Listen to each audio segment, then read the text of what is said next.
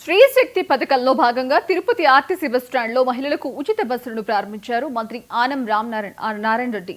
ఈ కార్యక్రమానికి TDP, Janasena, BJP నాయకులు హాజరయ్యారు. మహిళలకు ఉచిత బస్సు పథకం రాష్ట్ర చరిత్రలో ఇది ఒక సువర్ణ అధ్యాయంగా అభివర్ణించారు. సూపర్ 6 లో భాగమే మహిళలకు ఉచిత బస్సు పథకానికి శ్రీకారం చుట్టామన్నారు.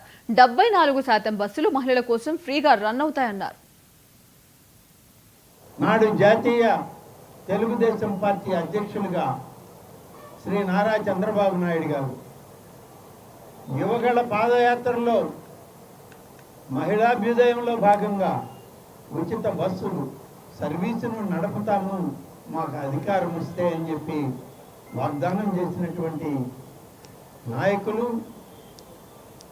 నేటి హెచ్ఆర్డి మంత్రి గారైన శ్రీ నారా లోకేష్ గారు, అలాగే ఉప ముఖ్యమంత్రిగా నాడు జనసేన నాయకుడిగా శ్రీ పవన్ కళ్యాణ్ గారు అందరూ కలిసి తీసుకున్న నిర్ణయం సూపర్ 6.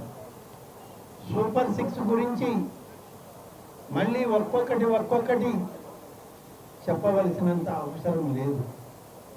ఇవాళ పొద్దున్నే స్వాతంత్ర దినోత్సవ సందర్భంలో తిరుపతి పెరేడ్ గ్రౌండ్స్లో ఆనాడు ఈరోజు జరిగేటువంటి ఈ ఆనందోత్సాహాల్లో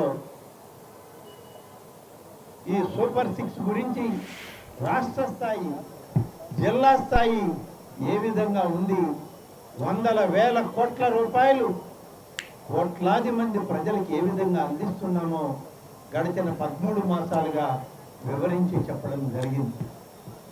ఈరోజు ప్రత్యేకంగా ఏపీఎస్ఆర్టీ